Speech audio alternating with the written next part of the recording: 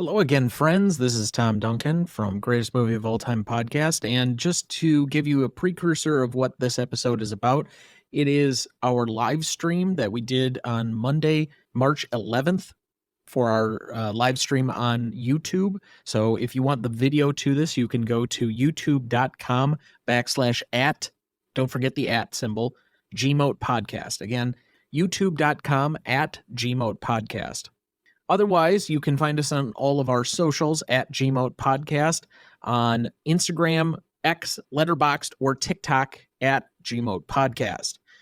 So this is a very raw recording. It is almost completely unedited. I took out a few things on the front and the back end. There's some crackling in the microphones and some other things that I would normally take out in an average week, but just due to the sake of time and what I've got going on in my life, this is a fairly raw, mostly unedited version of what it is on the live stream. And because it exists in perpetuity on the live stream, I didn't want to give you a kind of cut up version of that here on the regular audio feed. But if you would like, again, the video version, you can head over to our channel on YouTube, youtube.com/@GMOAT podcast to find that there. Otherwise, this is exactly how it happened on Monday, March 11th. Enjoy. This podcast may contain explicit language.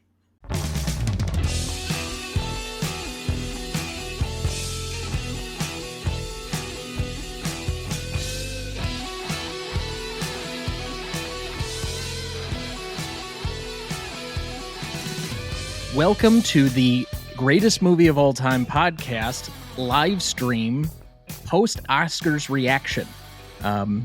I have with me, as always, my co-host, Dana Duncan. Hello. And we have a few fresh new faces. So a few of you have probably noticed that I've been name-checking Mr. Andrew Corns quite a bit from our friends over at Revisionist Almanac, but he has decided to join us for this live stream because he was able to get at least 1 hour away from his family. It's a needed hour away from the family, I'll say that. Yeah, I love them, but you need some time away every now and then. You've been mentioning that the daylight savings changes really messed with things today, correct? Yeah, daylight savings is a lot of fun until you have children. So one day you'll learn, Tom. One day you'll learn. Dana, I'm sure you're familiar. Oh, yeah, I'm well aware. And ask Tom about how time away is necessary. I would make them refer to me as Harold because I got tired of listening to, hey, Dad, hey, Dad, hey, Dad. Yeah, I understand. I'm just happy you're hosting today, Tom. The end of year thing we did was too much. With I think we had 10 people in the room at one point, and that was a lot of people to manage. So I'm happy to be playing second fiddle here. All right. And we welcome in two brand new guests that through connections of connections, we have been able to join us this evening for our post-Oscars reaction. Betsy and Trent from Never Seen It. Welcome to the show. Hello. Thanks for having us. So what's been going on over at Never Seen It? Well, we just finished our annual Oscars special, so we watched all the Best Picture nominees, and then we recap all of them. What were we doing before that? I think it was the holidays before that. We were doing Christmas movies. Yeah, we started doing we cover Oscar movies just kind of as they come out, and then once the nominations come out, we quickly schedule them as quickly as we possibly can to fit them in, to fit all of them into our schedule. And then on Oscar Day, we put out our special, which each of us ranks them from 1 to 10. We have our own individual lists, and then we kind of talk about what we think is going to happen that night. Yeah. But now we're pivoting far, far away from the Oscars. Now it's all done. We can react to the actual thing. Yeah. Okay. And just as a quick aside, what did you both have as your number one? So my number one was incredibly fluid, and I changed my mind about 6 times, but I ultimately, because I had to pick something for the recording, I went with Poor Things. Okay. All right. Yeah, and if we had recorded probably an hour earlier than when we recorded, it would have been something different. Possibly. For you. Or an hour later. Yeah. I kind of stuck to my guns. I thought my number one was Oppenheimer. And I thought that was probably going to be my number one, even after not watching any of the other ones yet. So, yeah, I'm very curious. it's very much my kind of movie. I love a historical drama, and just the scope of the movie was enough to put me over the edge. I love listening to all of your guys' episodes, by the way. I've never seen it leading up to the Oscars, but I'm curious. It kind of sounded like you guys would like walk out of the movie theater and immediately sit down and record.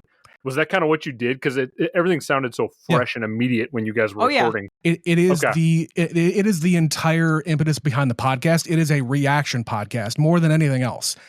Every episode that we have ever done, it is us recording the intro, which is about 5 to 10 minutes of us talking about what we know about the movie going in, whether it be me who hasn't seen it and Betsy has, or vice versa, or neither of us have seen it.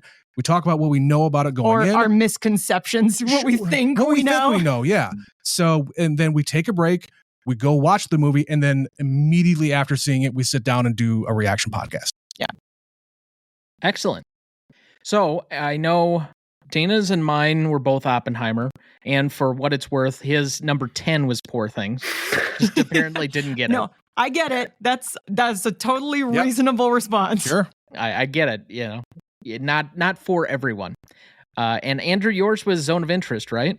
Yeah, I'm team Zone of Interest all the way. Oppenheimer, I think, is the deserved winner in terms of, like, I understand the magnitude of the situation and the culmination of Nolan's career, but the Zone of Interest, I think, will be the one I look back in 5-10 years as the thing that moved me the most. The theatrical experience is something I'll probably never forget in terms of how, I don't know, there was so much emotion, and Tom, I know you kind of mentioned this on one of your recent episodes, that you feel like you need a second watch because you had to commit so much focus to every second of every frame with the subtitles, the amount of sound design that was happening, everything that was happening. It requires multiple viewings, and I've seen it 3 times now, and it just gets better for me.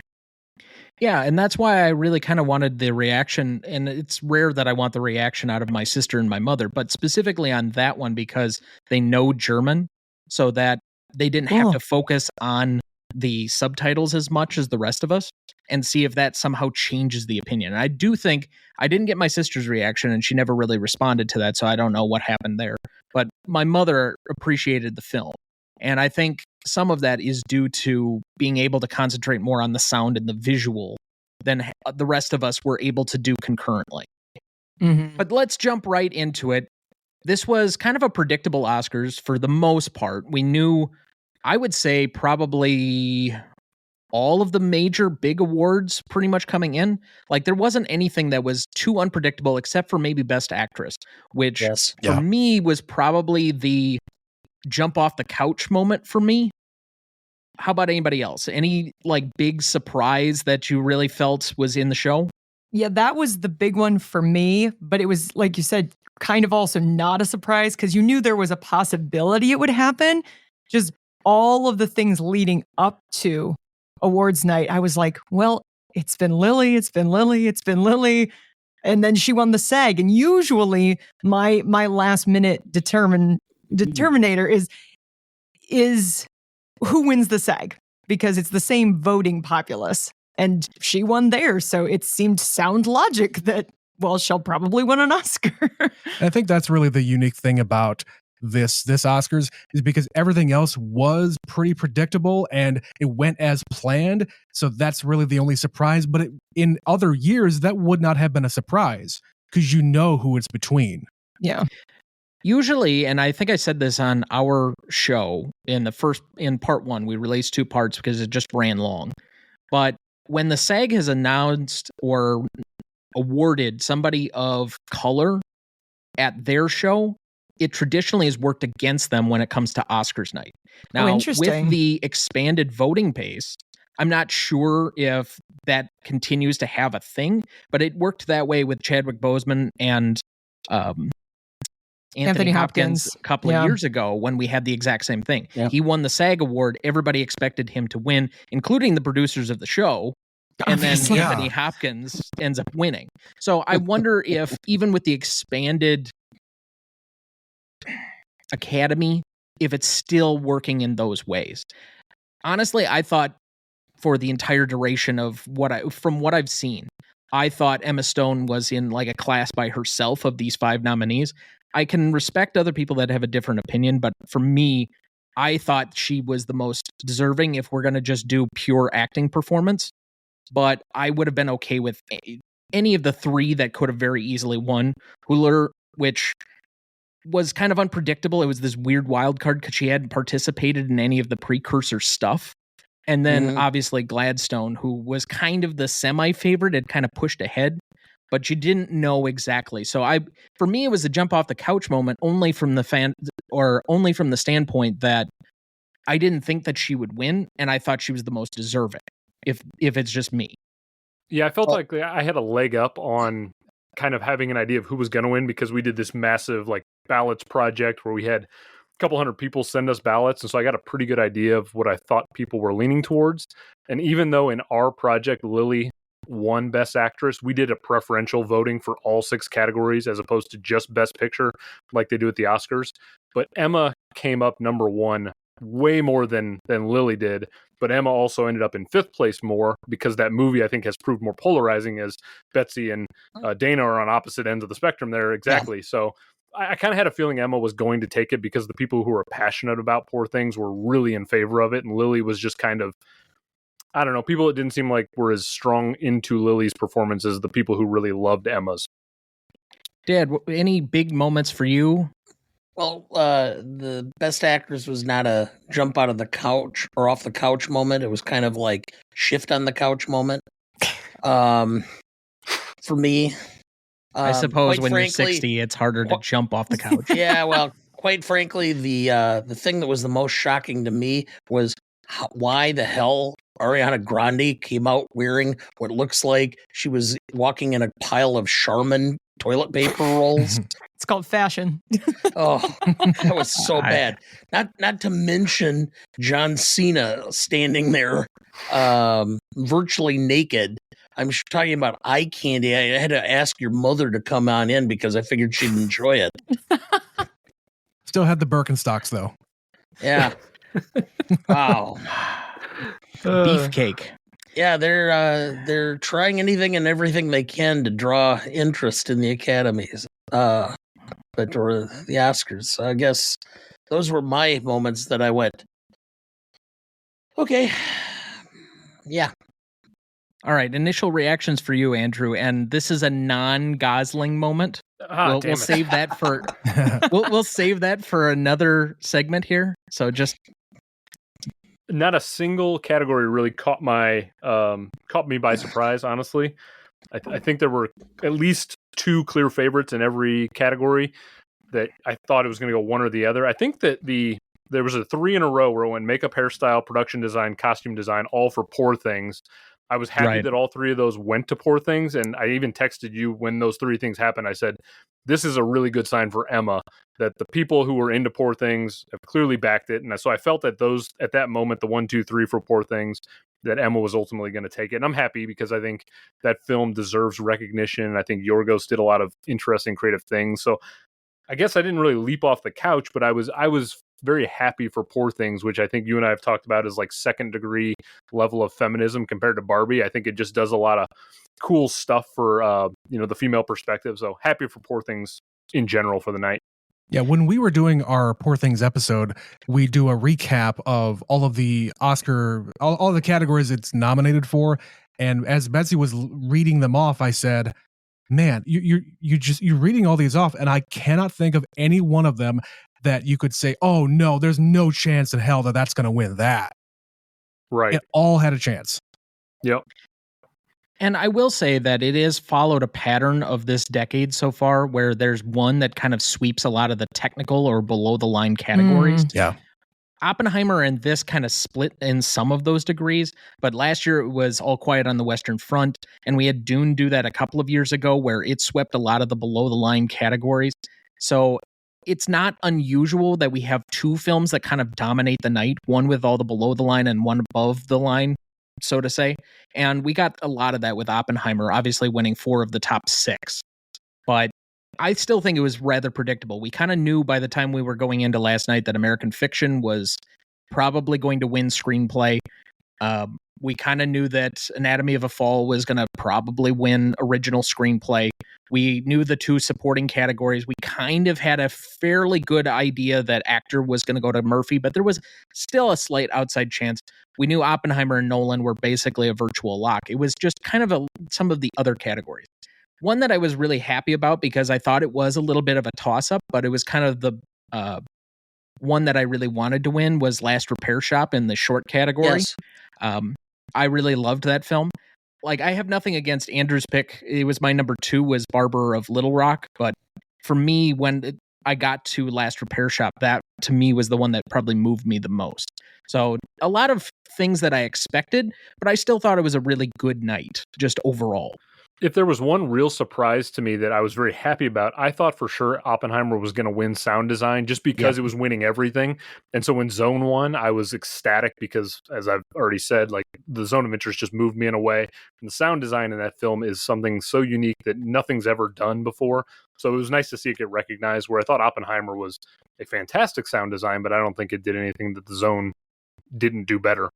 I picked Zone for sound, and nice. I was like, no, the entire movie hinges on that sound design working. If it doesn't work, that movie doesn't work. Right. And that's why I related it to Sound of Metal from a couple of years ago. Yep. It's the most important use of sound in a movie this year. And that's why I said Zone should win. I didn't have the stones to pick it like you did, but I did. I am unabashed. I will go and do exactly what has to be done to win a ballot. I had 19 right this year. Dang, if that gives you an indication. Yeah, and I got second place. I still didn't go far enough. We actually had an Oscars viewing party. Our local art house theater. 2 years in a row now, we've been invited to go over there and just have a watch party, and everybody comes together. You can bring food, drinks, whatever you want to do, and there's a ballot that you fill out. You submit in advance, and there's prizes at the end of the night. You got second place last year. I got fourth place this year. Yep. Yeah. Excellent. So, any best speeches that we'd like to highlight? I actually thought it was kind of a subdued speech night for the most part. I had a couple. Yeah, the Ukraine Downey. one stood out to me. Yeah. Glazer, which we'll try not to go too far into, stood out a little bit to me. The Cord Jefferson one stood out to me. Yeah. But any other ones for anybody else? I mean, when Divine Joy Randolph won, I cried. Oh, so. Yeah. What was the final cry count? 2. It stopped at 2, but I'm not surprised. In the rest of the show. Yeah. I really appreciated the Christopher Nolan speech. Just talking about the fact that, film movies in general haven't been around for that long, relatively speaking, when it comes to other art forms. So movies only being about 100 years old, what more is the medium going to do in the next 100 years? So it's an interesting concept to really think about. And I know that people kind of focused on that line, but I really focused on the next line he had after that you felt me important enough to include me in the history of it. Right. And to me, that where people talk about it meaningfully, what their place in recognizing the legacy of what they're doing. And Nolan is a really old school guy. Yes. So he appreciates the history of cinema, as it were. The other one was, of course, the adapted screenplay winner, talking about the fact that studios need to be less risk averse. They need to be putting money into more projects, not fewer, and still spending the same amount of money. Yeah, right. And then doing math live on TV. That's kind of hard. You could have stopped at the first one. You don't need to keep mathing. Yeah. We get it. I enjoyed Downey's acceptance speech because really it was him acknowledging his past.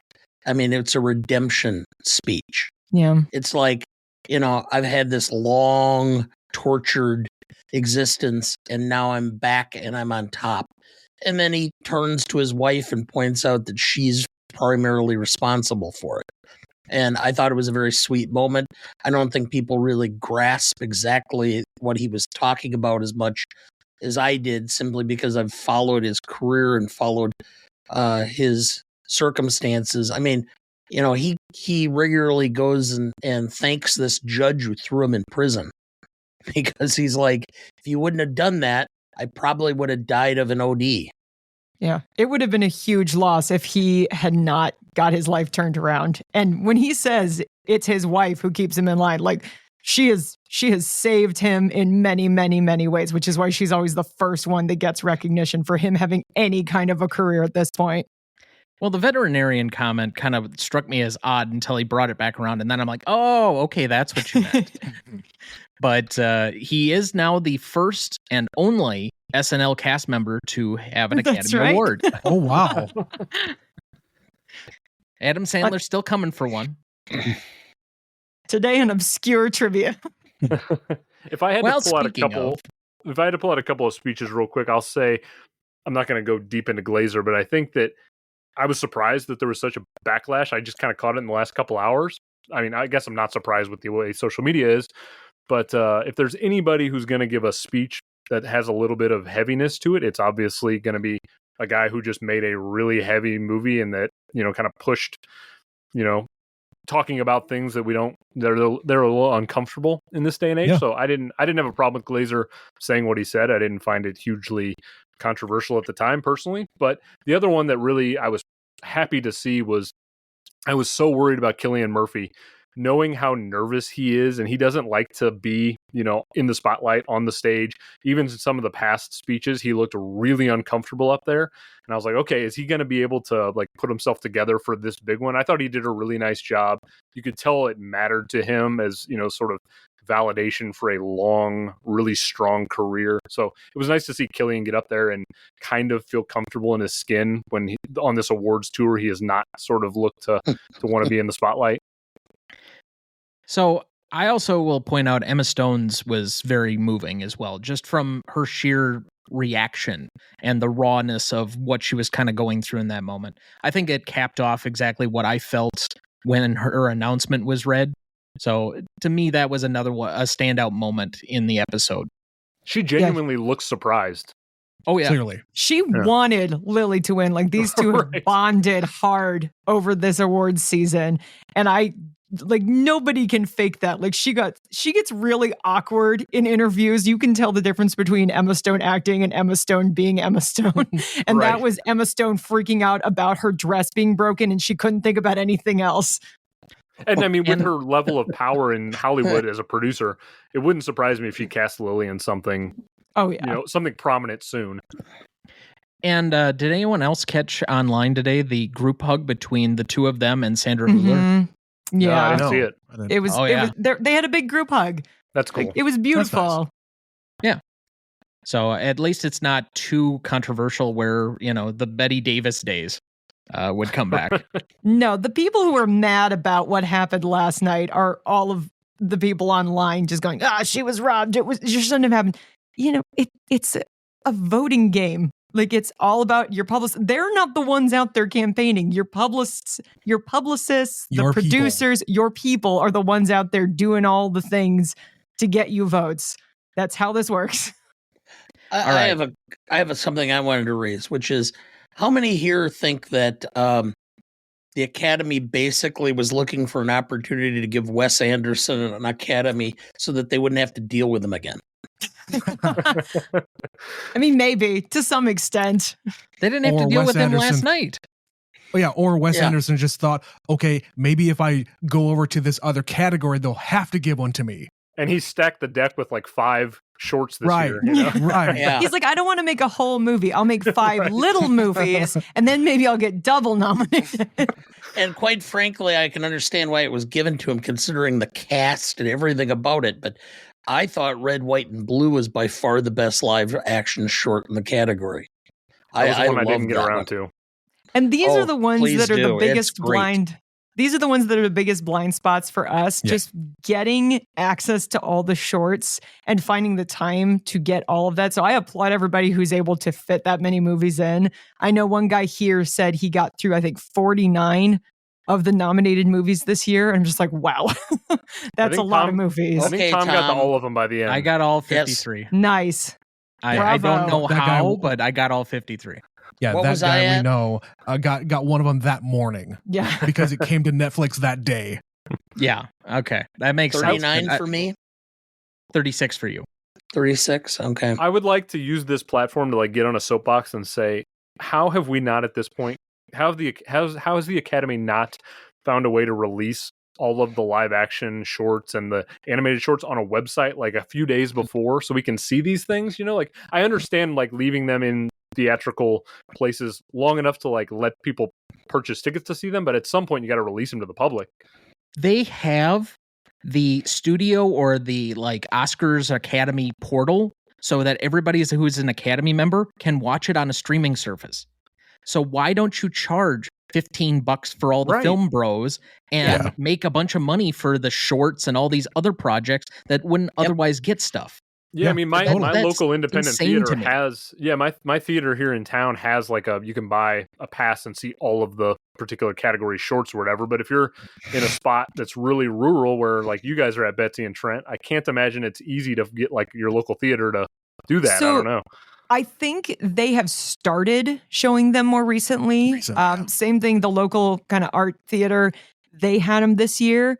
But it's always like, the week of the Oscars. So it's down to the wire. Yeah. Like literally last year, Women Talking, we saw like 4 days before the Oscars. It took that long for one of the best picture nominees to get here. So I don't really bank on being able to see also all the documentaries and all the shorts. Right. I appreciate they exist. I really one year want to try to get through them all, but Yeah, and Tom, to your point about if they have the infrastructure already set and you have the ability to take a payment for something, $5, you get so many other people going on there and number one, experiencing all the movies, and number two, getting the money distributed out to all of the different filmmakers so that maybe they're encouraged to do more. Even if the big studios want to hard to go back and want to watch it again after it's over. Yeah, totally. Even if the big studios want to pull their stuff. So let's just take out most of the big best picture ones and leave like Neon and A24 will have some of their stuff. But just put like the documentaries and the shorts and whatever else. You can charge $15 and you'll make a bunch of money off of everybody who wants to actually go and pursue all of these things and won't have an otherwise opportunity to do so. And then put it back into investing in shorts or documentaries or animated features or whatever you want to do for these smaller films so they can actually be seen. Because the point of the Oscars is to promote movies. And if you don't get them into the hands of the public on the night that they're supposed to need them, what's the point of all of this? Yeah, make a fund to just make a pool of money that you can apply for and have, smaller filmmakers be able to get some of that money and make their own short movies. Yeah, makes a lot of sense. I think it will be improved as all of the major studios just get gobbled up by the tech giants, because that's coming if it isn't already. I mean, I'm waiting for Sony to get bought by somebody. I'm waiting for Disney to get absorbed yet, although their stock price is up just slightly enough that they may avoid some of that. But it is coming where the tech giants will be our major studio distributors. But even in that universe, you got to get it out to the public in some capacity, even just the small ones. I can understand holding on to Oppenheimer until like 3 weeks before it because you wanted to have its theatrical run and then its re-release and all this other stuff. But get this into the hands of the public.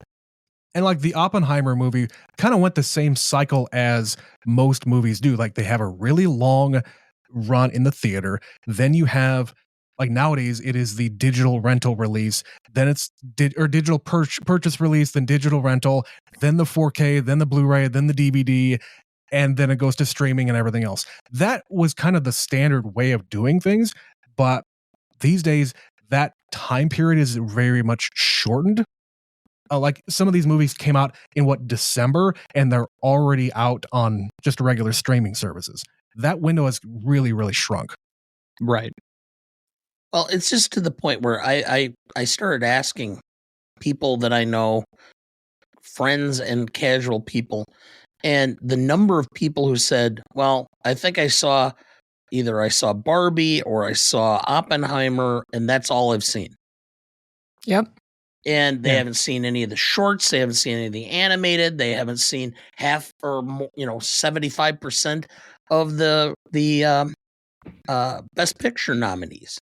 And so it's just really disheartening because there's some good stuff here, but I don't know why it's becoming so difficult to get stuff out in certain venues, because I know for a fact, it's a joke because I'm in the middle of central Wisconsin, and unless it has a car chase, an explosion, gunfire, animated or horror, it's probably not coming to Wisconsin Rapids. Yes. And so I have to go up to 2 cities in the area that both have universities, and then they're there for a limited run. You might have a week where they'll be there. So or you come down by me, where I have access to just about everything. I feel very spoiled right now listening to it. You all talk. Oh, it's hey, I'm in a university town. We mentioned women talking. I had a free screening like 4 months before it came out. Awesome. Thank you, University of Wisconsin. But anyway, so let's move into a couple of trivia questions, and we'll just start it off with who holds the record as of 2024 for most Oscar nominations with 59? John Williams. He is the oldest living recipient. He also has a ton. and the most. He has 54. No, it's Walt Disney. So more than John Williams? Yes, Walt Disney is correct. Okay. With 59. So another one. Who is the only actor to win 2 Oscars for the same part in the same year? Harold Russell, Barry Fitzgerald, or Teresa Wright? I don't know the guy's name, but it's for... I know the movie. He was a World War II veteran. She's got the right movie. His hands, he has hooks instead of hands. Yes, yeah, it's Harold Russell. Was it the best years of our lives? It is but correct. I don't know the actor. Yeah, it's Harold Russell. Yep. And so he was awarded a special honorary Oscar because they didn't think he would win supporting actor, and then he kind of accidentally won supporting actor as well. So he got 2 on the same night. Now, the reason I ask it with those 3 options in mind is Barry Fitzgerald also holds a unique distinction. He's the only person to be nominated for the same part in both supporting and best actor for Going that My Way. I didn't know. Okay. Yes. So, and I'm named after Dana Andrews from that movie. Not Going Best My Years Way. of He Our means Life. Best Years of Our Lives. Yeah. Best Years of Our Lives. All right. So let's switch course for a moment here, and we'll tackle our first Ask Dana Anything. So if you if you are not familiar with this and have not been following our social media campaign lately, we allowed people to submit anonymous questions via a source that Mr. Corns found for us. And first one up, how versed are you in bird law? Not. I have no idea what the heck you're talking about. I don't know what bird law is either. I'm sorry. I mean, I have to enlighten you, I suppose. Are we discussing the Buddy Hackett joke with the duck that lands in the farmer's field? I doubt it. Okay, so that would be the. I mean, if you'd like, I can tell the joke, but we're on YouTube. People can just pan over and get Buddy Hackett to tell that for them. Yeah. I don't think we're in a room with a lot of people who have seen It's Always Sunny in Philadelphia. I'm guessing by the. I've seen part of it. Okay. Nope. So there's a character on there. His name's Charlie Kelly, and anytime he gets in a debate with people, especially people in, if it's ever a legal debate, he always brings up bird law, and he's well versed in bird law, but he knows nothing about anything else that's a legal proceeding. And so it's this kind of long-standing joke with this popular show about bird law. And apparently people were wondering if Dana took any bird law classes. No, I don't. I missed that week in law school. So I don't even know if bird law is a real thing or not. I assume environmental law is a thing, but I don't know about bird law. Never heard of bird law. It sounds like they prefer aviary law, avian law. I don't know. It sounds rather feathery to me, but okay. All right, let's go to the second one. And knowing how you responded during our end of the year celebration on the Almanac live feed, what are your top 3 celebrity crushes? Mine? Yes.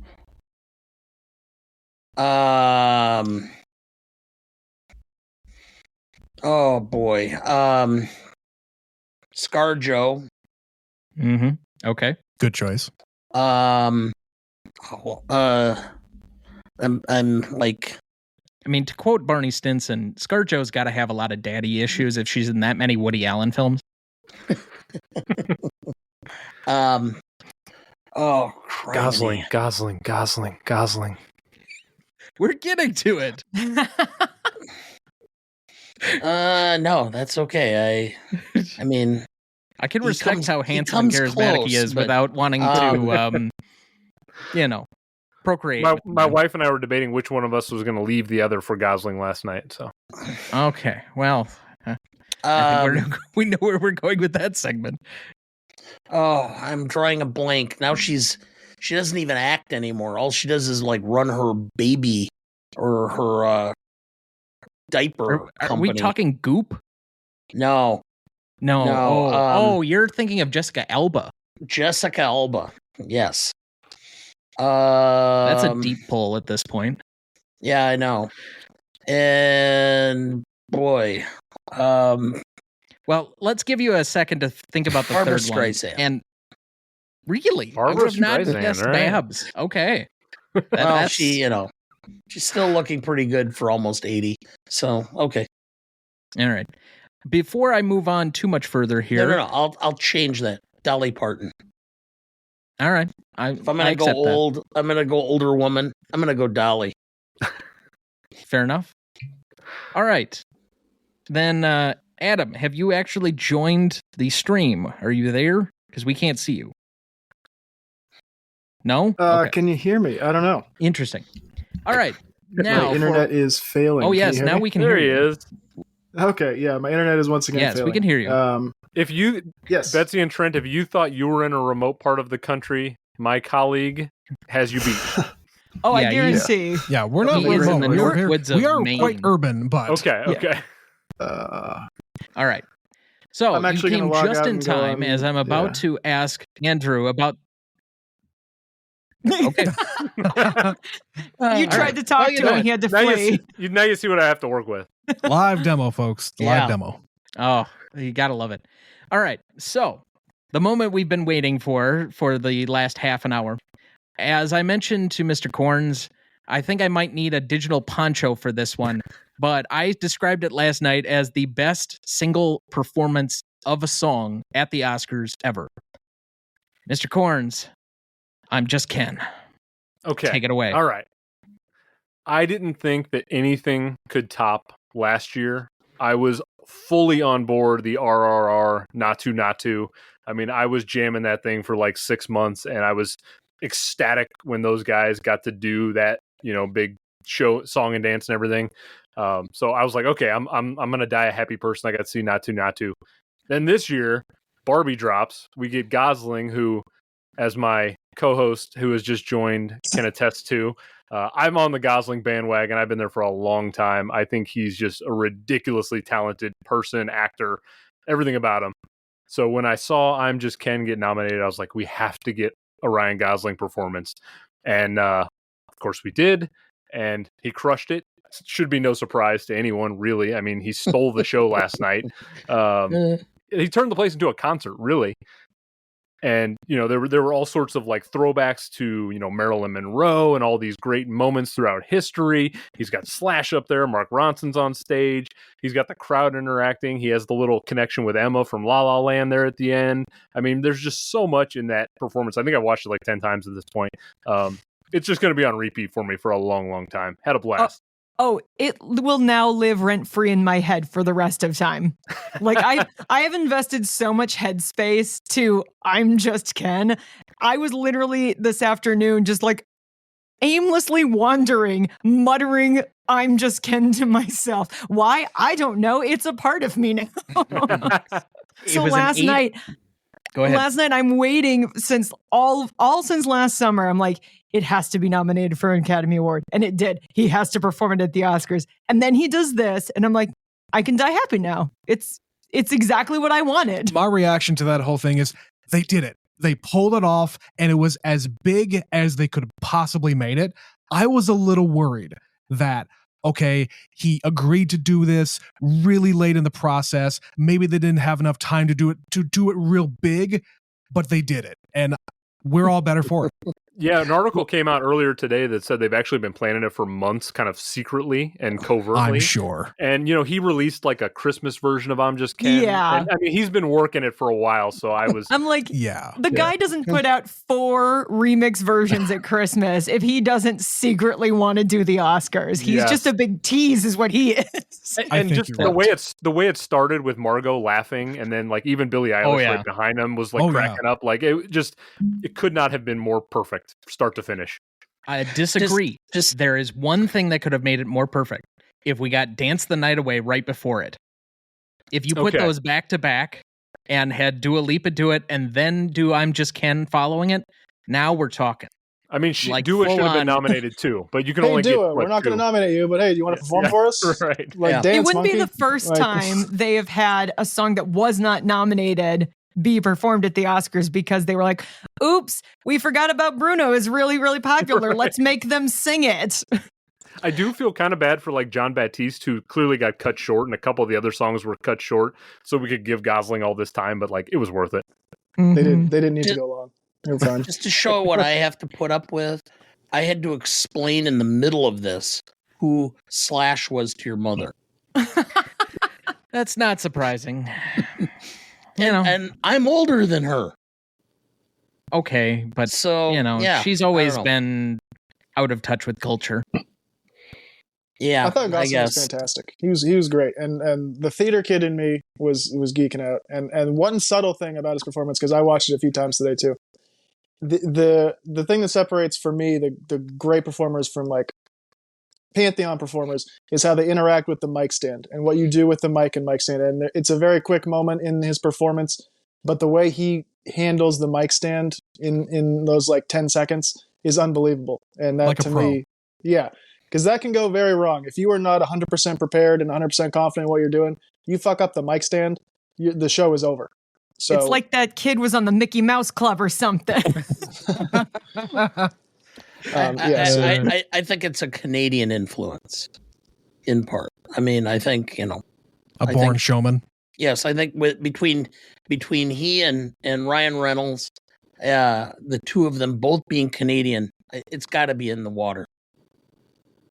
I saw something today that said Justin Timberlake in this moment is very grateful that Ryan Gosling chose acting over performance. Yeah, I finally converted you, Adam. I think at this point now you're fully Team Gosling. Well, no, not Gosling over Cooper, not Team Gosling over Cooper, but I am fully on the Gosling train that he is amazing. Okay, that raises something that I wanted to talk about, or at some point I want to talk about Cooper and I want to talk about Cooper too. Okay, well, let's wait till I'm get gone. to it with just one slight aside.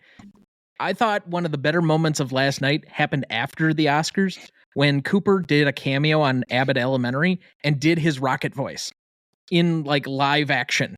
I thought that was great. But anyway, all right, now let you take away your Cooper takes and whatever else you want to add here, all right?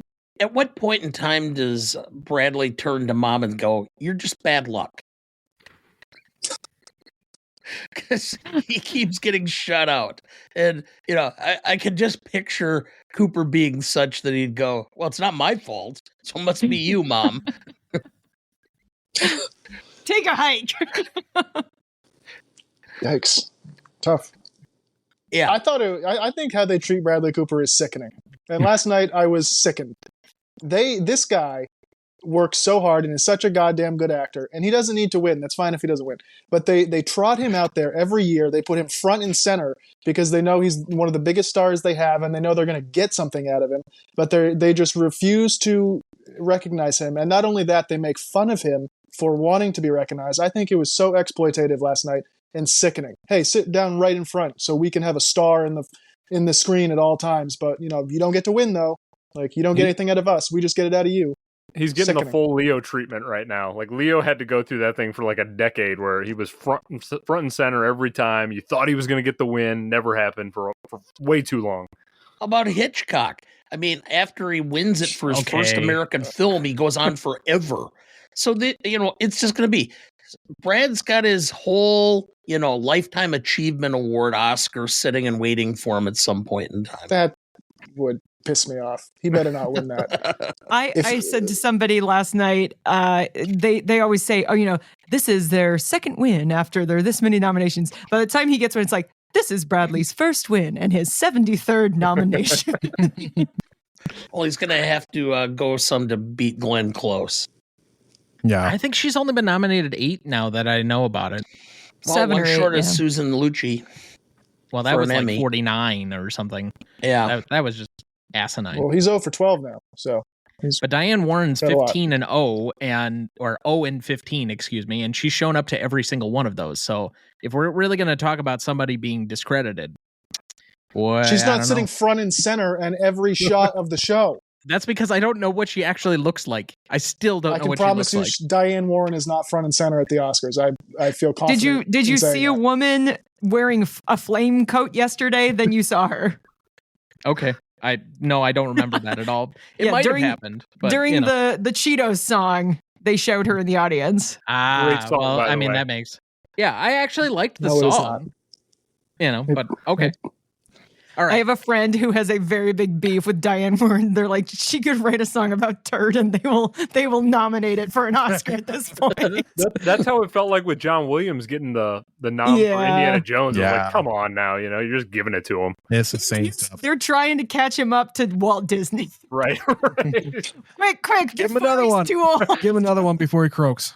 Well, I mean, he was specifically isolating himself for months so that he could attend the Oscars. He was so afraid of getting anything else. He did not attend any precursor events except the Oscars itself. He didn't go to the luncheon. He didn't do anything else. He wanted to preserve his possibility to show up at the Oscars because he knows he has to be out there. And I commend him for that. But to switch notes here so that Adam's a little less hot-takey and a little bit more supportive. No Let's pun go to his intended. Oh. now current favorite Going movie from of all John time. Williams to switching notes. Come on. Hey, don't like my transitions? Then you host. Anyway, if Dune 2 had been released in October as it was supposed to be, how would the Oscars have been different? You want this to be less hot takey? I want it to be less negative and a little bit more, I really loved something and let me campaign for it already. I don't think Dune would win like anything. To be honest, I think it's another kind of Lord of the Rings situation where we won't get a sweep of any kind for Dune until Messiah comes out. Because Dune won a bunch of technical awards, part 1, Yeah. but it did not win Best Picture, even though it's an incredible movie. We said the same thing about the In the Spider-Verse movies. Yeah. That one isn't going to win anything until the final one. Except it won for the first one. Did it really?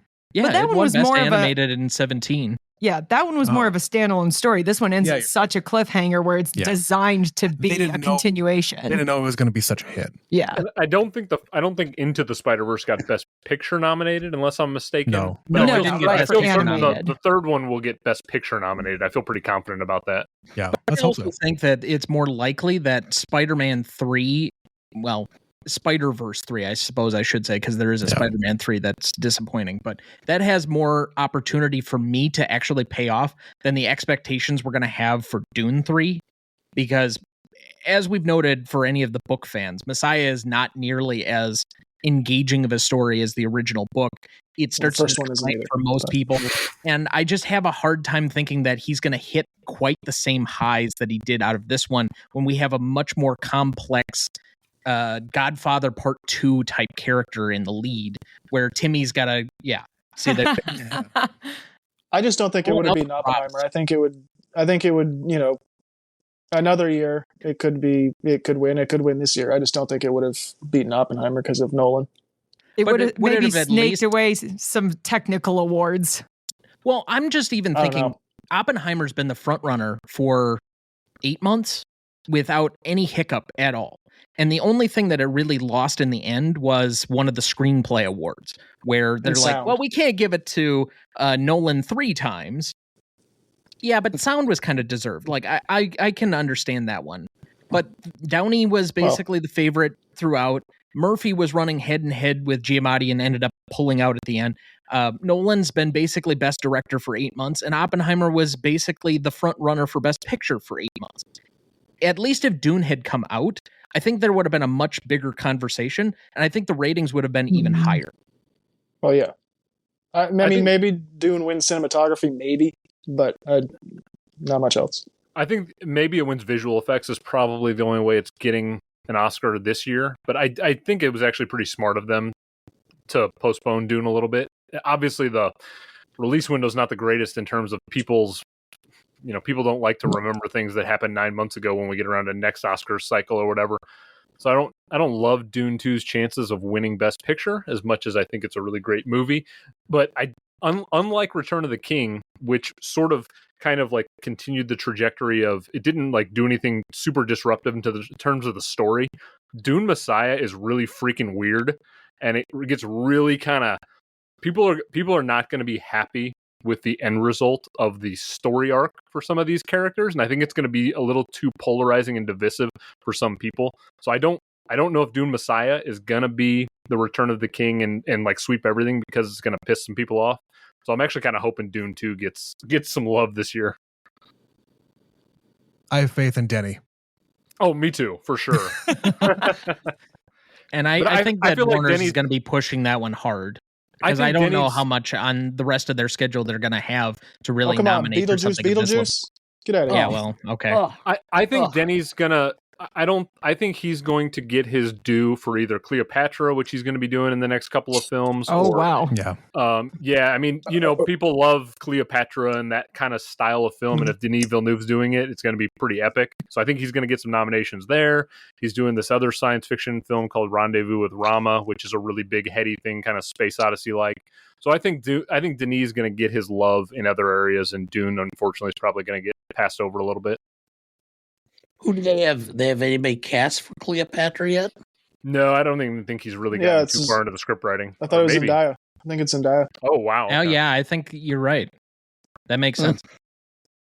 Are you checking this? Body shape and figure and I think I know who ethnicity. it is. Yeah, that makes sense. I don't know when it comes out, but...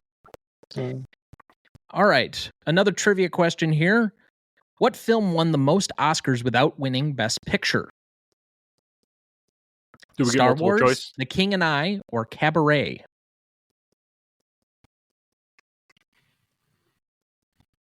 I mean, Star Wars probably didn't win Best Picture, but I don't know if it won a ton of other awards.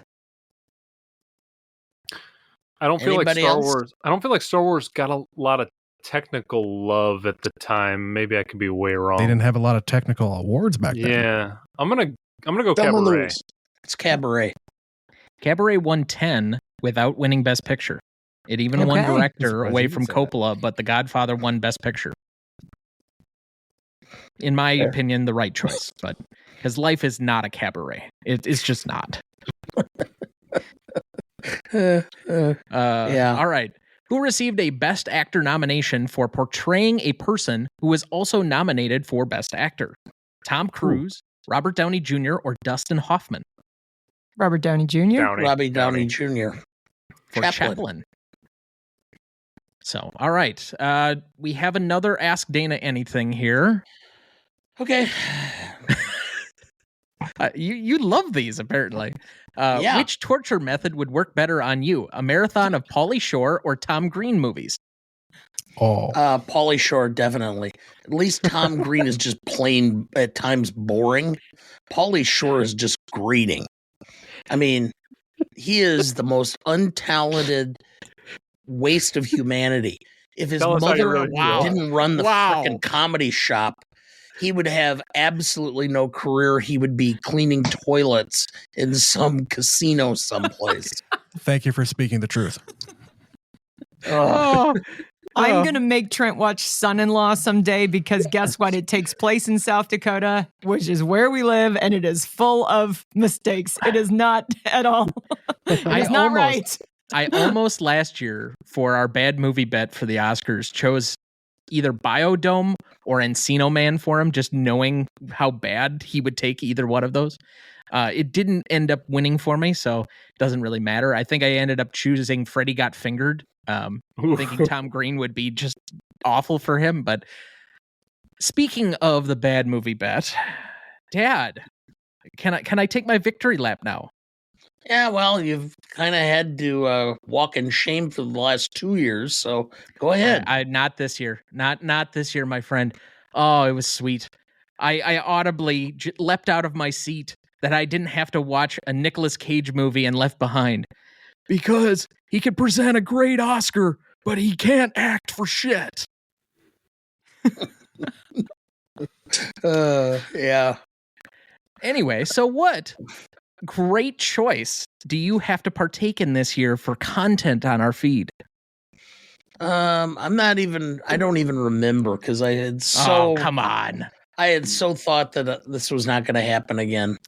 So I didn't pay attention. When the first one was read out, I'm like, okay, I just need one more. And then the second one went for you, and I'm like, I'm going to lose again? No. The swing of emotions was high. But anyway, it is a movie called Simon Says, starring Dennis Rodman and Dane Cook. I have never seen that movie. Oh, it's an Never heard of action it. thriller from like 2002, I think, that takes place in God. Paris. Nothing says action thriller like Dane Cook. And Dennis Rodman. Dennis Rodman. Oh, I think it's on like Tubi. So yeah. Oh, that's Dude, gonna be priceless. Where it belongs. Oh, Are we Yeah. gonna get a Dana live reaction? Like, are you gonna watch it? You know? oh yeah. Okay. He's gonna do it. The whole point of the bad movie bet is not only that he has to watch it, he has to do an entire episode of GMOAT in the style of the show, reviewing that movie. Is So that you how can the room find- came up, or was that separate? No, that was just kind of like a Okay. joke one. We had somebody Okay. who had written a book on it or a book of essays, and so we did it as kind of an extra aside. So that one is actually featured on the list. But the Okay. two that I have done, Glenn or Glenda and Batman and Robin with the bat nipples, those did not feature on the list. Those are separate additional special episodes that I put out where I had to go on for a half an hour complaining about all the things that were wrong with both of them. Batman and Robin is a trash masterpiece, and I love it. Oh, as a It's Batman so offensive and so historian, That's why I love it. It's terrible, but I love Uma Thurman, and so I'm here for it. And speaking of that movie and Batman and everything, God, it was awesome seeing Arnold and Danny and Yeah. Michael Keaton and all them yesterday. Yes. Oh yeah, that was a great moment. And the stare down, oh, just priceless. The of a way bitch. Michael Keaton just turns Batman face on anytime he needs to.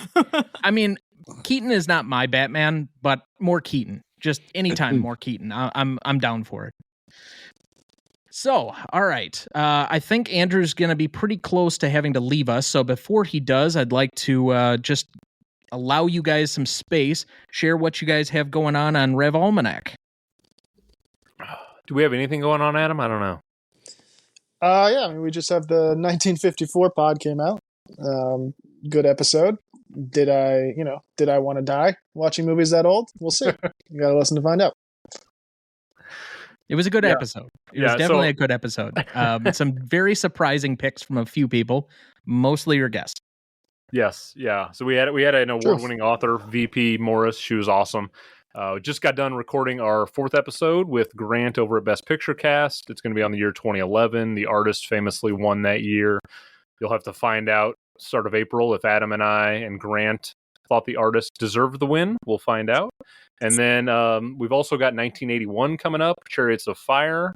We've got 2005, the infamous Crash year coming up. That one's going to be a train wreck. And then our big July episode is going to be a special one where we've actually got 3 guests on as opposed to 1. We're going to be doing 1994, which is Shawshank Redemption, Pulp Fiction, Forrest Gump. Definitely a contentious episode. Banger. Yeah, absolutely. And we've got the entire 1001 by 1 crew. So Joey, Britt, and Adam St. John over there. So a lot of good stuff coming on Rev Almanac. I'm surprised you didn't have another like Weinstein movie just queued up for the next episode. God, that was just a total accident and coincidence that we had 3 out of 4 of our first episodes Weinstein. It wasn't planned. We know what your priorities are. It's okay. Yeah. Yeah, we're about to get to some really crazy stuff because I don't want to tip my hand, but Adam, I think he's going to find that 1981 is a crazy ass year of wild films. And so we'll see what he thinks about that in about a month. What is your scale for that one? It's like Reagan conservatism, and the other side is like what? I can't remember. Yeah, so I've already watched like 50 movies from 1981, and I figured that So basically, there's a giant spectrum of everything's either incredibly Reagan era conservative, kind of going to that demographic, or it's like the start of the cocaine fueled batshit crazy era. And so the movies are all, I've got a spectrum made up. I've got all the posters. And so you're going to find out where all the movies landed for me on that wild spectrum. But 1981 is pretty crazy. I've got some tricks up my sleeve for that one. I'm going to surprise you. Usually do. My two favorite movies would surprise you. Both of you, I think, would surprise you. My two favorite movies of that year. So I do believe that I'm probably the only one who remembers 1981 that's in this room right now. I doubt it. Barely.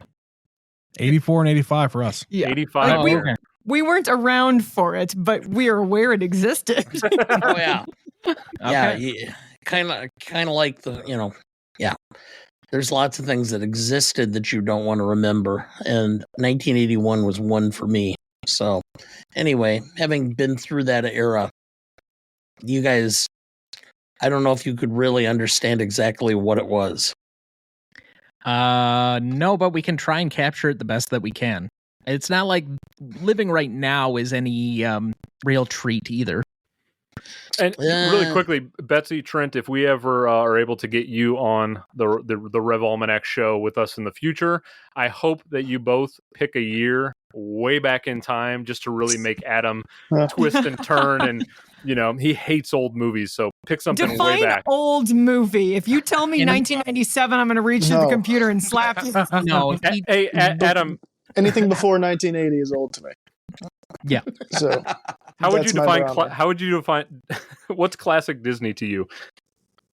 Classic Disney is like the late, it's like Lion King. It's it's the mid to late 90s Disney movies. Yeah, that's classic. That's literally We're the about- stuff I went to birthday parties for. So that's where we're at with that. So yeah, I mean, We're about to classic is, We're about to cover a 1975 Disney movie for our other show. Yeah, we'll have to pick something in the 70s because you might be surprised. We've been finding this is the decade that is the biggest blind spot for us. Yeah. And some of them are incredible, like genuinely incredible movies that we have been overlooking our entire lives. And we're like, what is wrong with us? Have you guys heard about this movie called Rocky? It's really great.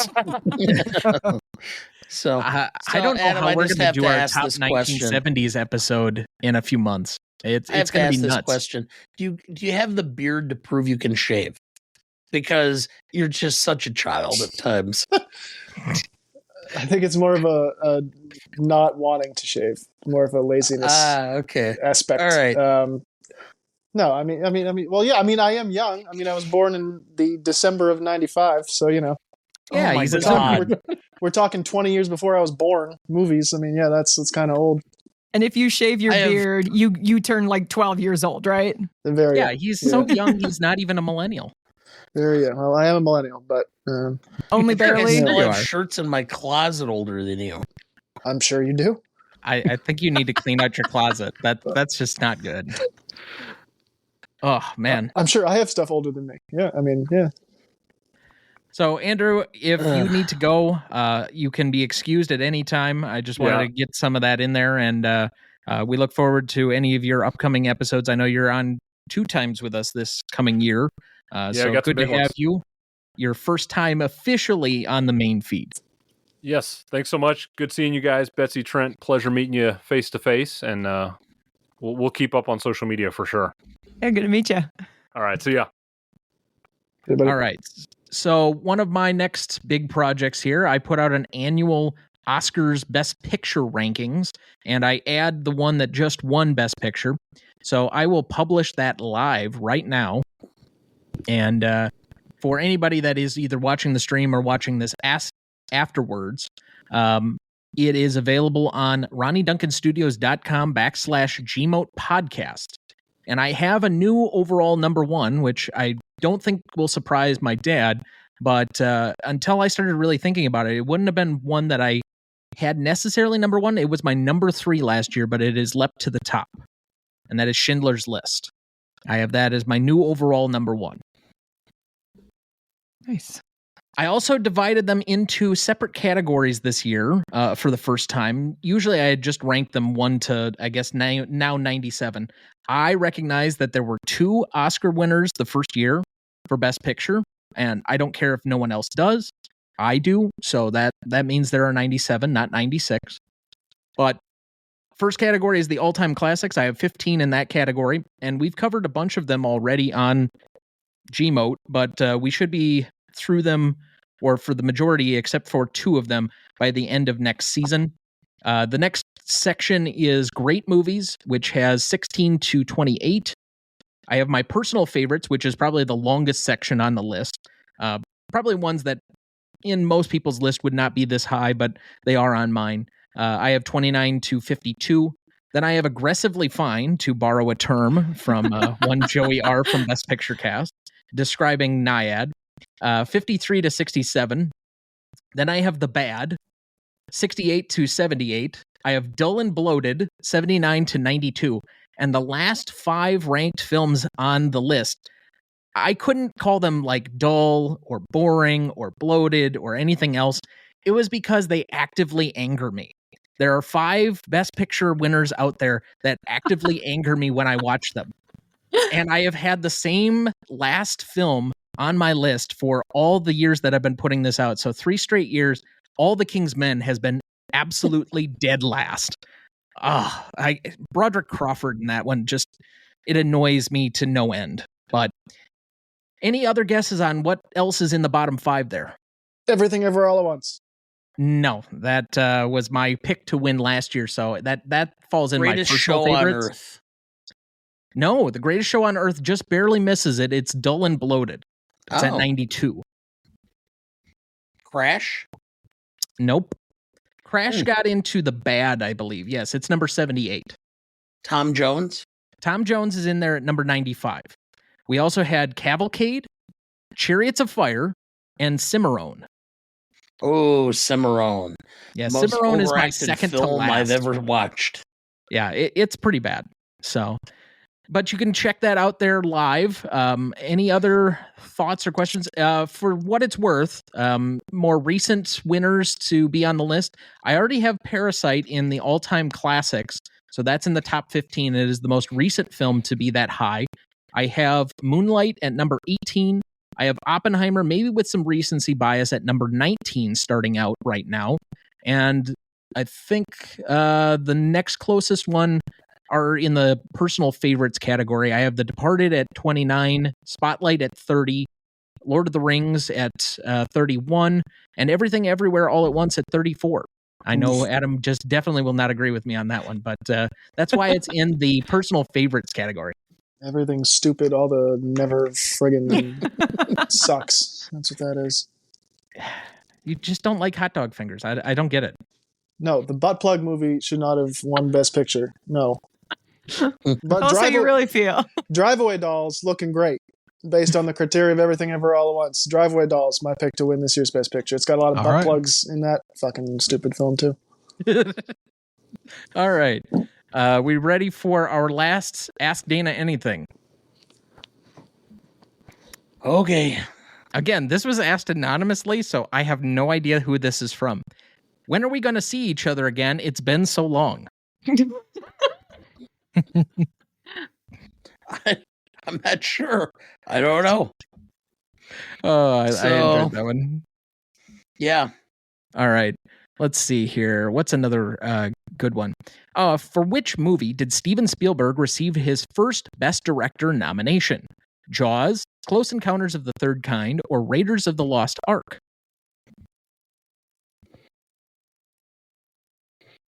I'd say Close Encounters. Close.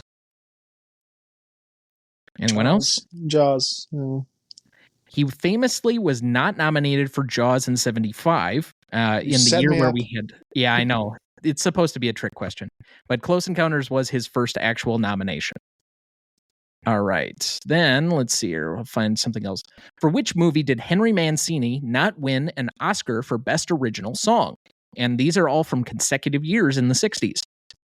Charade, The Days of Wine and Roses, or Breakfast at Tiffany's. Breakfast. What was the first one?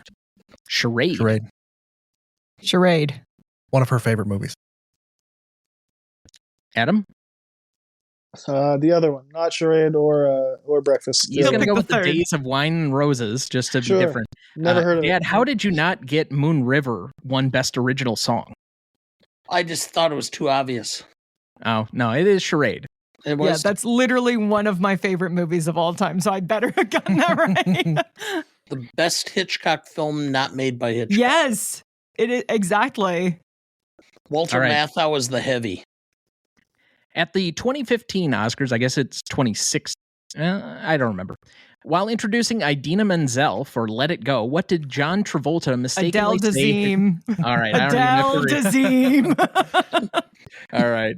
So, any other major reactions to the show? I'm kind of running out of topics here. I love that my generation has just kept the John Cena "You Can't See Me" thing for over 20 years now, and we're just never going to let the joke die. That was the first meme I saw. Was why is the envelope floating in midair on the stage? And Yeah, I it was makes gonna me, say. He was didn't just- see that. The show. yeah, it just makes me really happy that we are just never going to stop that joke. It really tickles my heart. He will be an old right. man in a wheelchair, and everyone will be like, "Where is he? I don't Yeah. see." It's great. I love it. What I did not appreciate was the tease of the stunt performers and stunt coordinators not being. It wasn't announced that there's going to be a category for them this year. Like, come on, don't even bring it up if you're not going to have a category. See, I think that's them actively campaigning for that to be a category. They should be. Yeah. Yeah, they'll do Because it they next year. started it off by saying that casting was going to be a new category, and Yeah. then they started to go into the stunt work, which everybody's been pushing for as the thing for, I don't know, at least 10 years.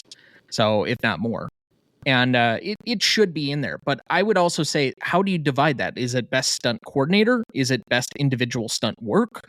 I mean, where do we come up I'm sure with it's going to be reward? coordinator. It'll be coordinator, and then it'll be Team. built out from there. Yeah. Yeah. Do they have their own guild? Because usually that's how you end up with getting a nomination or something else, because I think each I don't branch know. has to nominate it. The few categories where that doesn't apply is like best international feature, and I think like best animated short or something to that extent. I know that they are dividing the branches between animated short and animated feature next year, which is kind of weird for me, but yeah, okay. So, but otherwise, I just have one. Kimmel. I have seen so many backlash. People who loved him, people who absolutely hated him. And I don't know. I'm kind of curious as to how everyone else felt as far as him as host. he's fine. Like, He's inoffensive. yeah, I think there were some jokes that I didn't laugh at. There were other jokes that I was like, haha, yeah, he's okay. It's funny. But yeah, of the ones they've had recently, he's definitely one of the better ones. Yeah, a good host is one that doesn't get in the way. He just kind of lets everything go and moves people along. he's definitely the safe choice. Like, I think they could be much more audacious with their choices. And we've discussed, Adam and Andrew and I have discussed other possible hosts that we think could be better and actually do something that's a little bit more memorable, something a little bit more edgy. Not Ricky Gervais, like where you're just trying to burn the whole thing down, but somebody who could actually like be more reflective of a younger audience and trying to bring them into the Oscars. Like, How about I John have no Mulaney? problem. Exactly. And that's where Adam was going to go with his. I was going to lead into him, but I don't know. I think Kimmel's fine. I laughed at a lot of his stuff.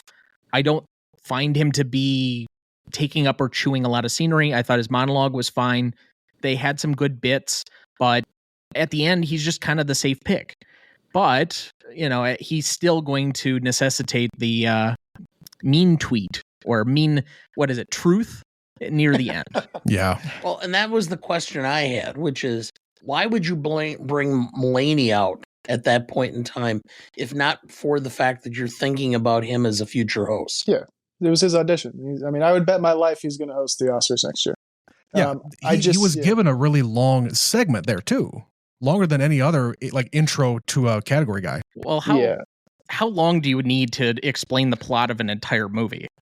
Because I just came from doing a pod with Kieran over at Best Picture Cast. Go check him out. And we did a winners and losers draft of last night, and I had John Mulaney as both a winner and a loser. I think he's a winner because everyone wants him to host the Oscars next year, and he's a loser because everyone wants him to host the Oscars next year. Yeah. And he's going to feel the pressure of like, everyone wants me to do this, and it's a great honor. And I'm sure he probably wants to do it, but he's going to have to do that. Kimmel, I like Kimmel a lot. I thought he was funny. People just made up their mind before. As soon as he was named host, they decided he wasn't going to be good. So I don't.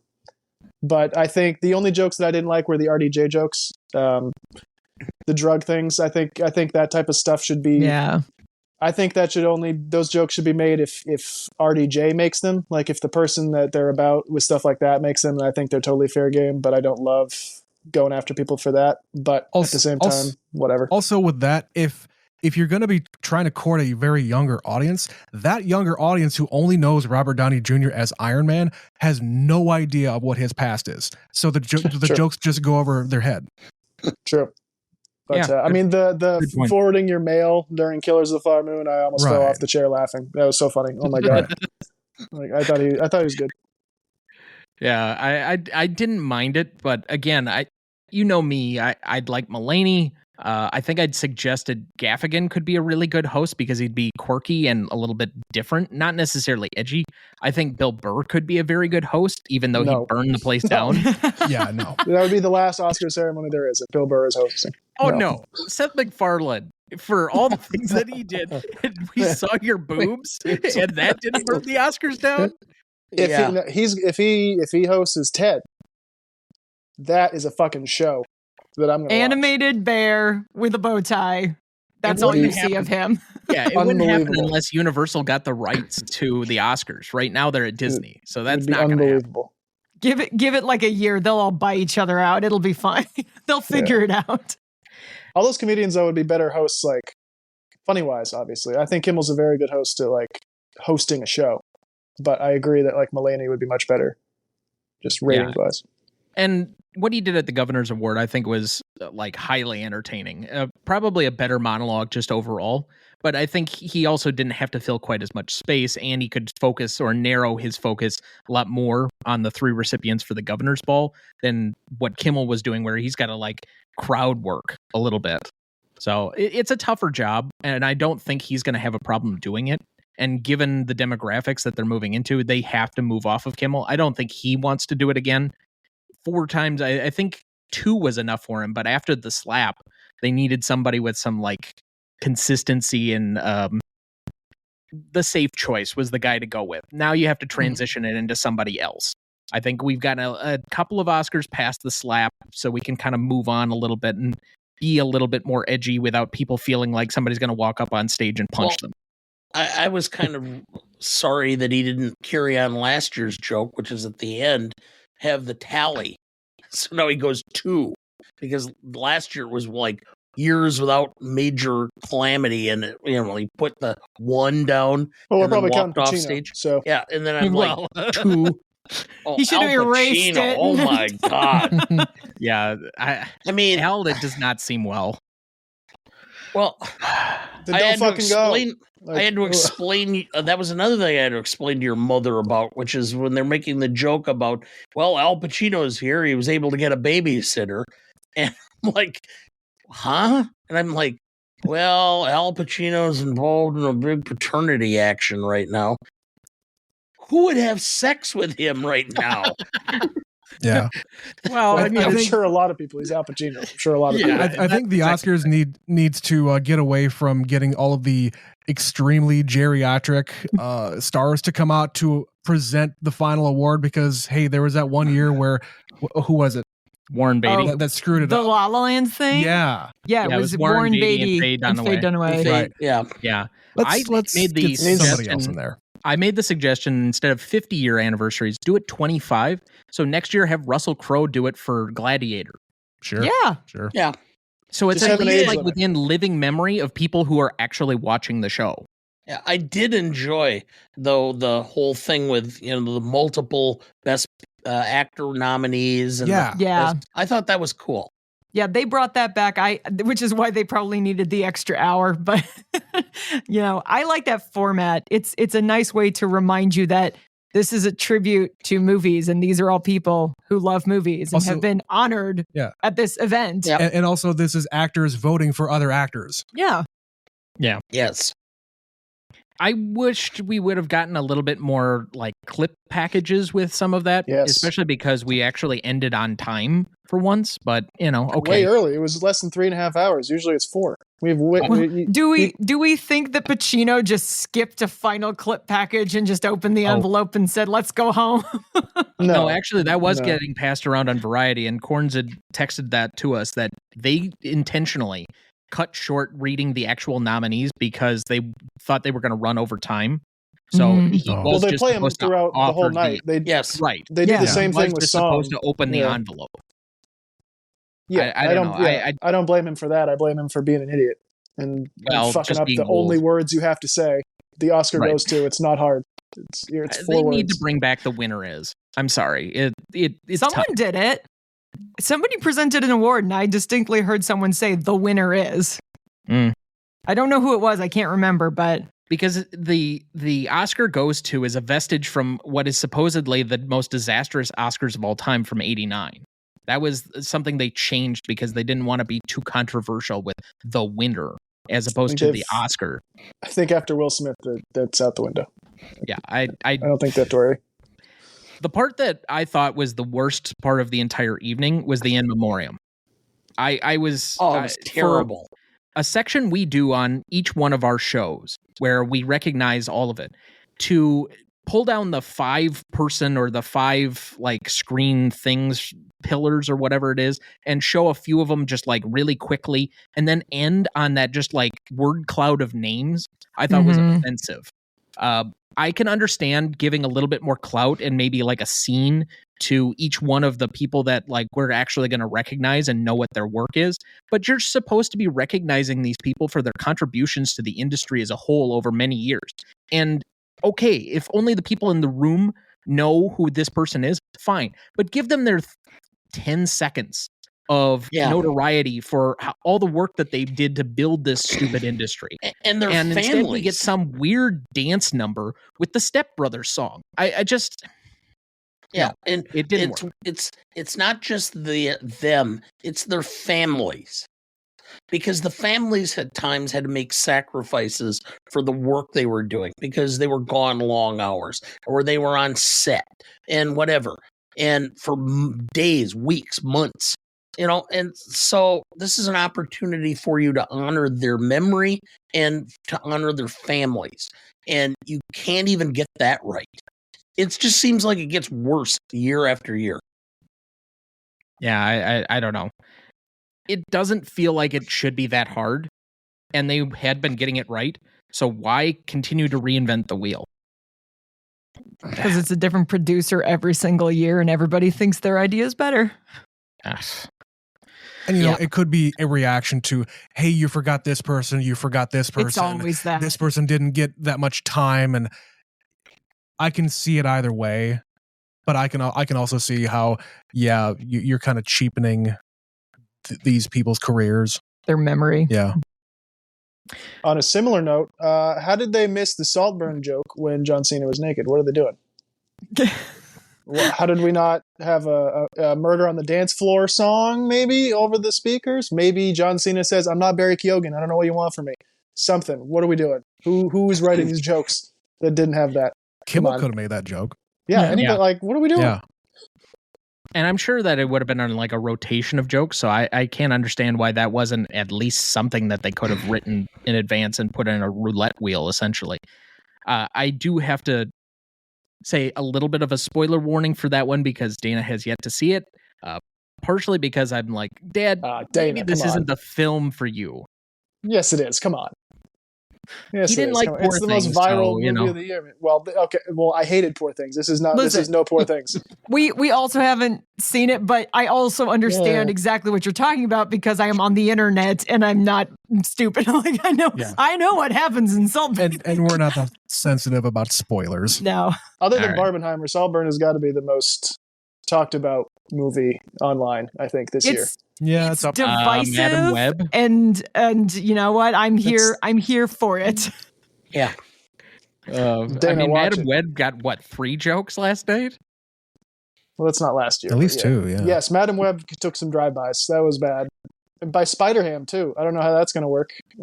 He's in the next big Sony movie, so that's kind of weird. But When the worlds collide, it's going to get awkward. Dana, I'll watch Saltburn with you. We can do a reaction. I'll do a live watch-along with you for Saltburn Okay. if you'd like.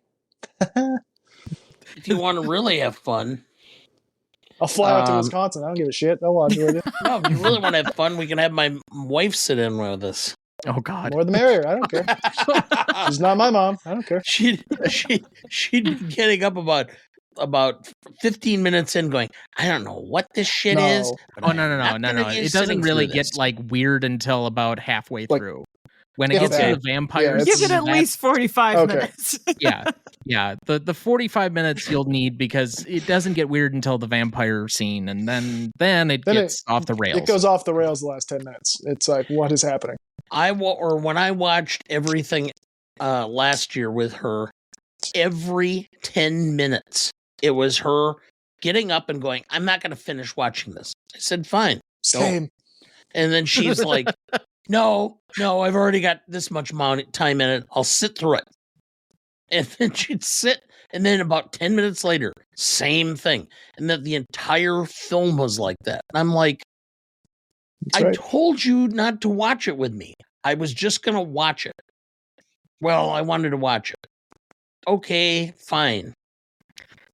It's not hard to know why she didn't necessarily receive the movie well. It's about a mother who is somewhat emotionally manipulative, coming to terms with the fact that they're emotionally manipulative. Okay, I just said that to the entire internet live. Forcing myself from that. I am not getting there. So as we have members of our office staff who are listening to this show on a regular basis now, and friends of friends, I am not going to protect you on that one. Oh, that's fine, because she doesn't listen to the show anyway. But Adam, if you do come out to Wisconsin, you do have a place to stay. So there's that. Perfect. Always looking for a place to stay. Well, so that's I fine. will have to stack up on red Gatorade, though. True. Well, Very if you true. want to come up to North Central, I got plenty of bedrooms. And if my in-laws are back, I'll put you down in the bedroom next to them because I'm sure you and my father-in-law would really hit it off. Sarcasm? Yeah, that's true. Yeah, you and my grandfather have very much similar get off my lawn energy. Oh, well, I mean, Dana, I don't get along with your son either, so I guess we're off to, we don't know. Well, he's half his grandfather and half my father. So Yeah, it's I'm- kind of half of both. As he's described So- me, I am the worst part of both of my grandfathers. So anyway, that's out there as well. Genetics, Yeah. folks. I don't know what part I am of my father, so we'll see. I don't know. So, Adam, not to steal something completely from your show, but you Ooh. do predictions for the following year. Oh, Do you yes, I have do. one that you didn't do on your program that you'd like to share, or maybe like a last one on the list? That I didn't do on my program? So you want something different than Coleman Domingo and Sing Sing? Sure. I just don't want to steal your thunder because I want to direct people to your show and I don't want to undercut you. at all. That's a very small part. If people are going to my show just for that, you're going to be probably disappointed because it's about 10 seconds long. So yeah, Coleman Domingo for Sing Sing is my big prediction for next year for Best Actor. A different one, Bong Joon-ho is always, I don't think he's going to stay in January. I think that's going to move up into this year. So assuming that does, I think he's a good chance at director. I think Inside Out 2 is a very good shot at animated. And then, what's her name? Someone's in the movie. Mickey 17, the actress. I think she, is it Toni Collette, maybe? Okay. I don't have that full cast. I think she's in that. I think she might have a good chance. I would love to see Austin Butler for Dune 2 for supporting. I don't think that's going to happen, but I would love it. So yeah, we got some good movies coming up. Sing Sing though, I'm very excited about. And Challengers. Oh my God, Challengers could be the best movie of the year. I don't know. Yeah, I have a strong feeling not only that Austin Butler will get nominated, I think he is the Clubhouse favorite to win for Well, Dune March. 2 right now. I It's understand. fucking Right. March. His competition is Adam Scott and Madam Web. Come on. I mean, like Oh, wow. nothing has Wow, come okay. out yet. Hey, Do careful. not I love Adam besmirch the Scott. name of Adam Scott. I But love Adam Scott, That's not but his yeah. fault. I'm watching Austin Butler on Master of the Air on Apple, and I'm like, how many times can you play Elvis? Because I've yet He's to not see Elvis him in Dune 2. I've yet to see him do another character.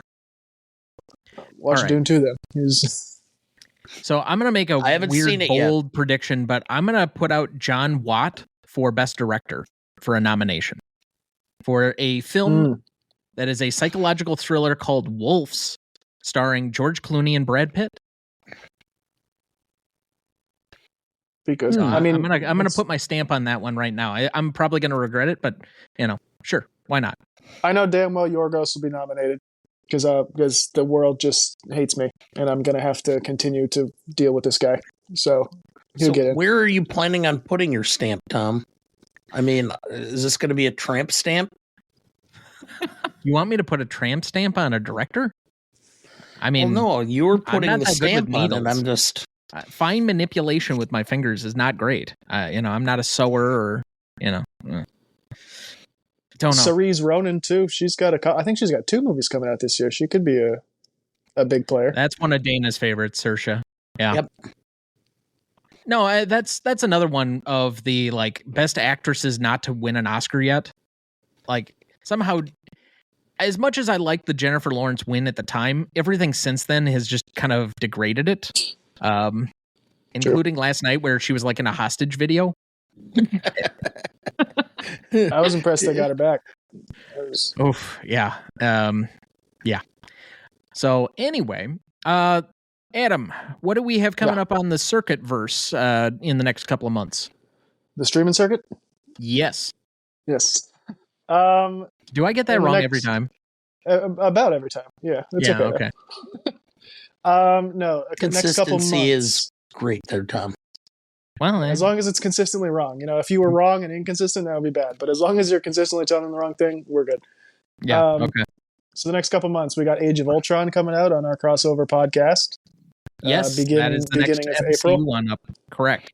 Yep. Not too much else though. The next Movie Madness won't be until May. Okay. And I haven't even fully figured out what I'm doing yet. So we got some time there. But the Rev Almanac is gonna. Oh, we have Oscars reaction podcast coming out either Tuesday or Wednesday after the Oscars, and then just some Rev Almanac episodes in the next couple months until we do our next Madness. So.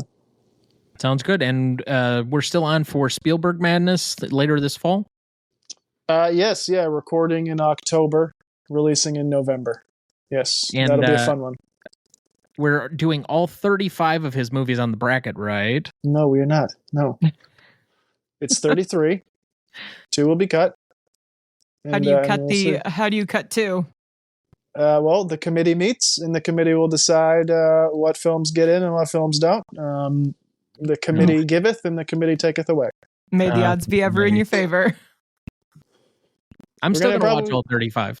I'm That's fine. still And again, gonna, I'm not asking you to do that. That is you deciding to watch 35 films of your own volition. I do not want to hear you complain about doing that, because I am specifically telling you do not have to do that. I will complain early I'm sure and you will, often. but I just... He's going to do it anyway. I mean, if Yeah, I've no, got to go through 52 films for doing the 2008 pod in December. Again, didn't ask you to do that. So no one's well, asking a you lot to of do those things. are going to You're be just choosing to. rewatches that have no possibility of being nominated for anything. I Yeah. have no idea why I would nominate Forgetting Sarah Marshall for anything, but it's one of my all-time favorite movies. So of course I'm going to watch it because it's a 2008 movie. Just coming lean on this. Your mother or his mother and I oftentimes pour a glass of wine and sup late at night and try to remember when we dropped him on his head.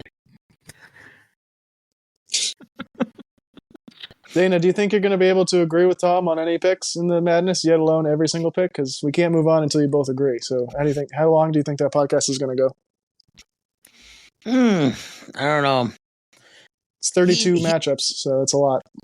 2-3 weeks tops. Wouldn't it be? Yeah, okay. I guess it is 32 with 33 picks. Yeah, okay. You guys got to agree 32 times.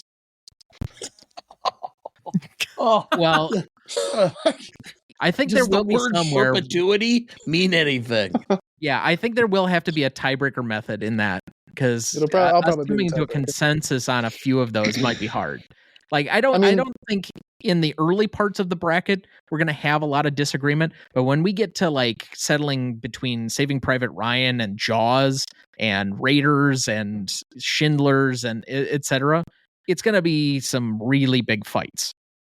Let's put it this way. Okay, as a lawyer, and you go through law school, you have to go through this thing and you do property and estates and all this, okay? And bird law. Yeah, in bird law. Anyway, in the movie Body Heat, okay? Oh boy. They set the entire film up on the fact that William Hurt creates an estate which violates the law against perpetuity. And no one, I don't understand exactly why they did it, but the only people that going, yes, yes, yes, are people who have been through law school and were awake that day that they taught this stupid rule that never exists in the real world. I remember sitting there and watching this and going, oh my God, there's actually an application for this? But anyway, that's what we're talking about. This is the rule against perpetuity, which is he, even if we agreed, would try to find some way to disagree simply because it's my opinion. True. I'll have to put like a timer on each match, and if you can't agree in the allotted time, I'm going to break the tie. We'll have to do it that I guess way, that's probably. the only way We're it's gonna going to have some rules in that regard. Yeah. Because it is going to get contentious for a few of them. Like, I think he and I agree on a lot of things, but there are just some of them where I think we're going to think very differently. Because when it comes to the tip-top Spielberg movies, it's going to be contentious. Yeah, So, Jaws versus BFG. How do you pick? okay. What do you choose? What do you do? What do you do? Now, BFG versus The Adventures of Tintin. Now we've got to fight. Well, when he told me he was going to be watching 1941, I'm like, oh my God. I watched that at the theater, and I remember sitting there and looking at I went with my friend Eric, who I'm still friends with after all these years, and we looked at each other and went, what the fuck is this? It wasn't funny at all, and it had Dan Aykroyd and John Belushi, who we both loved from Saturday Night Live, but we thought this was going to be hilarious. It was hardly. Well, Tom, maybe you and I have to conspire to have 1941 win, just so Dana has to watch it and do a whole podcast on it. Just collusion. I don't know if I want to do that. Watch it again? But to maybe make both of you watch it now, there we go. That might be interesting. Be the true troll that my father's taught me to be. Or maybe it won't make the bracket. Maybe the committee will decide it isn't worthy. I don't know. Betsy, Trent, what do you guys got going on over at Never See It coming up? Well, because we just watched a whole lot of Best Picture nominees, it is our tradition to get as far away from that as possible. So for the rest of the month, we're having Stripper Sunday, and we're watching a whole bunch of movies about strippers. Oh, boy. So Magic Mike, Striptease. The first one we're doing is Striptease. Yep. Okay. And I think that's and is my Burt entire Reynolds' knowledge of performance in stripper that movies. just awesome? Let me tell you, you'll get the full effect of this episode on Sunday, but that movie was not at all what I thought it was. Okay. Well, I've never actually bothered to see it. I will tell you, it's an experience. Oh, yeah. Okay. Yeah.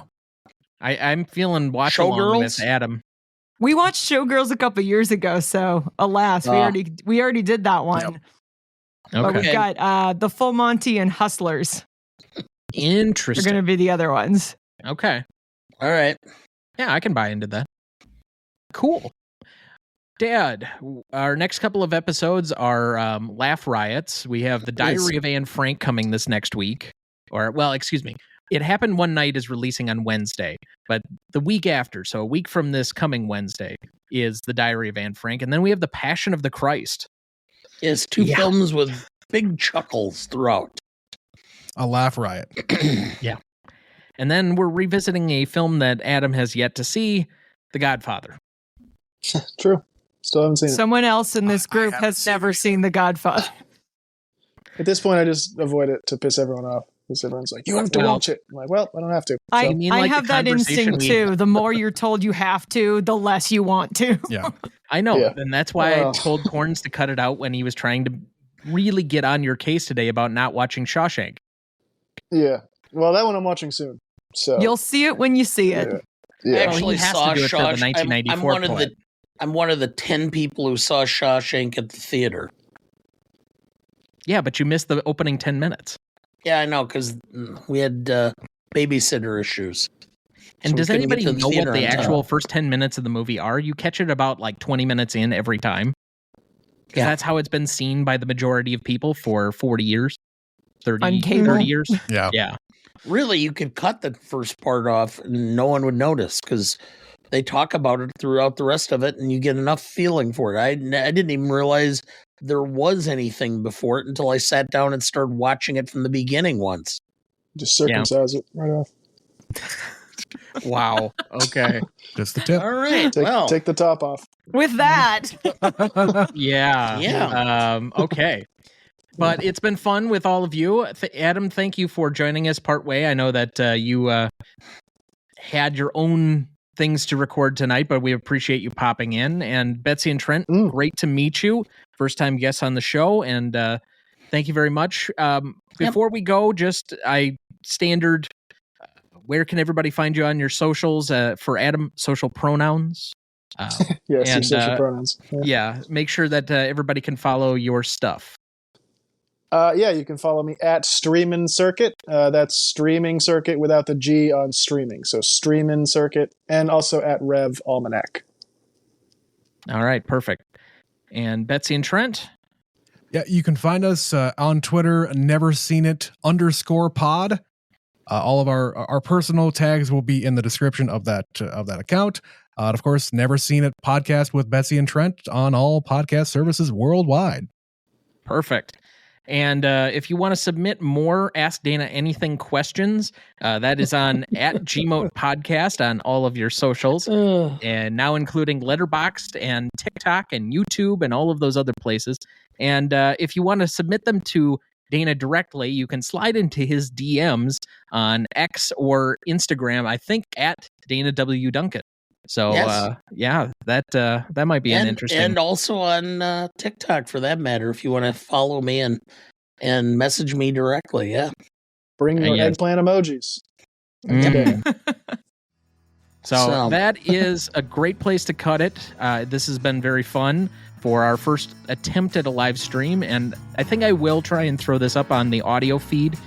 We'll just kind of cut it down, but for anybody listening to this later, thank you very much for tuning in after the fact. We may try this again in the near future. Thank you very much. Thank you for listening. thanks for having us. Have a good one.